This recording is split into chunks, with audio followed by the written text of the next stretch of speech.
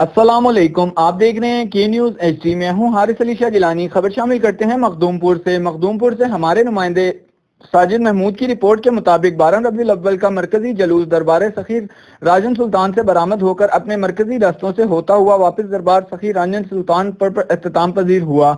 عوام کی کثیر تعداد نے جلوس میں شرکت کی اور حضرت صلی اللہ علیہ وسلم کی ولادت و شہادت کے موقع پر اپنے عقیدت کا اظہار کیا۔